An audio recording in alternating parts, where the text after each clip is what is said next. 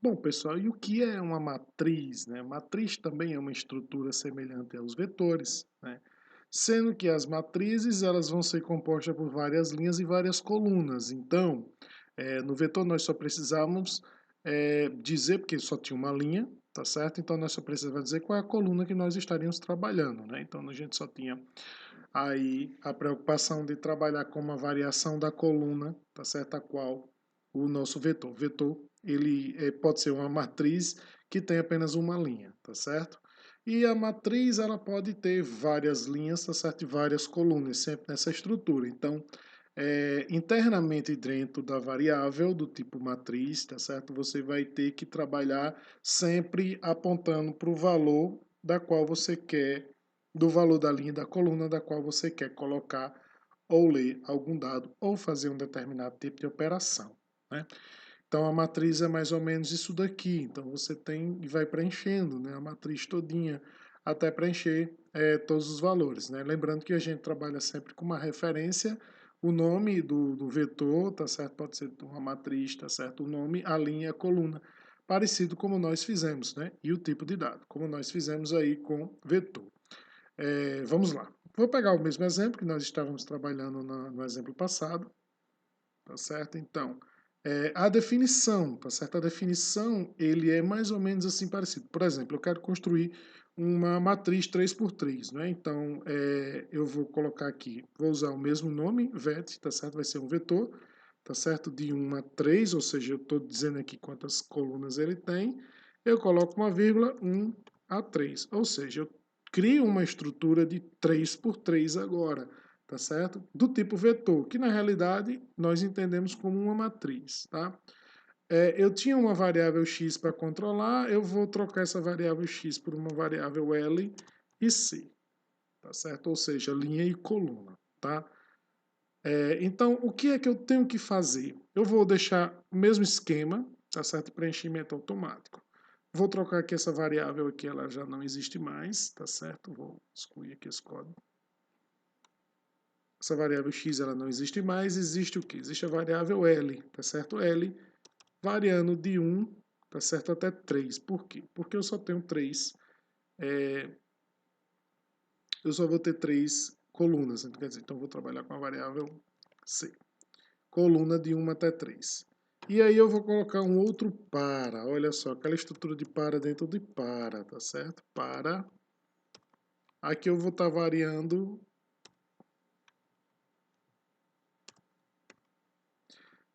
aqui eu vou variar, então, no caso aqui, a coluna, né? Então, primeiro, realmente, eu vou estar variando a linha, que eu vou chamar de L, que eu vou variar a coluna, de 1 até 3. E aí, pessoal, esse vetor aqui, eu preciso das referências dele, tanto de linha, tá certo? Que é L, vírgula, de coluna, tá? O primeiro fim para fica para esse para aqui, e vamos precisar de um novo fim para aqui. Fim para, pronto. O que é que eu estou fazendo aqui, pessoal? Aqui eu estou preenchendo automaticamente uma variável do tipo matriz, um vetor, tá certo? Preenchendo sua linha coluna com um rand aí variando de 0 a 100, tá certo? Só que eu quero imprimir ela. Queria imprimir ela, né, na função, nessa função aí. Como eu preenchi, eu gostaria de imprimir ela como se ela fosse um vetor mesmo, tá certo? Só executar aqui para ver se está funcionando direitinho. Beleza, funcionou o algoritmo, né?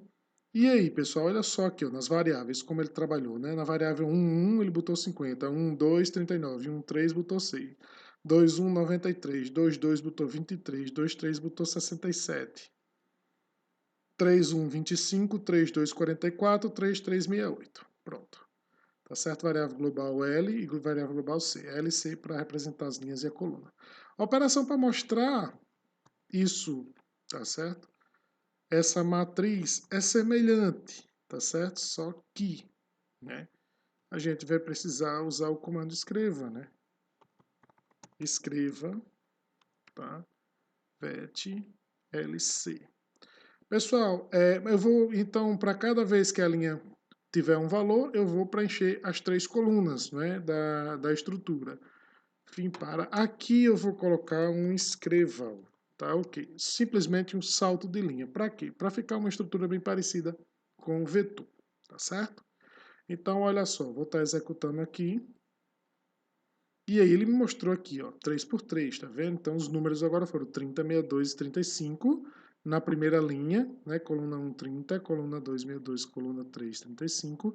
Segunda linha, 31, 20 e 10. Terceira linha, 51, 87 e 69, tá? Então, pessoal, olha só que interessante. Eu preenchi uma estrutura do tipo matriz e imprimi ela simplesmente colocando um escreva, um saltador de linha para cada vez que ela termina essa leitura aqui, tá certo? Que é correspondente à última coluna. Ele salta uma linha e aí vai preenchendo de forma sequencial com escreva as colunas. Salta uma linha e preenche as colunas, tá? E você pode fazer isso também, pessoal, se você quisesse que isso fosse uma matriz do tipo, por exemplo, 10 por 10, né? Para deixar o negócio aqui um pouco maior só para a gente ver. Que não tem muita coisa a se fazer, não. Então, eu vou ter que variar L de 1 até 10, tá? Vou ter que variar C de 1 até 10 também. Então, eu mudo aqui o, os meus laços de repetição, de 1 até 10 e de 1 até 10. Agora eu tenho aí, tá certo? Uma matriz aqui. Vou preencher essa matriz automaticamente 10 por 10 e vou depois mostrar essa matriz 10 por 10 aqui. Olha só, ficou um pouco desorganizada, né? Mas tem como organizar isso daqui. Mas aqui está nossos 100 números de forma aleatória. É bem interessante você ver que o aleatório dele aqui, né? Ele mostrando aqui números realmente aleatórios, tá certo? Para gente. E há a possibilidade de repetições, né? Então, bem interessante seria que você não permitisse que números, tá certo, repetidos fizessem parte da sua matriz. Então aí já é um exercício que nós vamos resolver mais à frente, tá ok? Então era isso.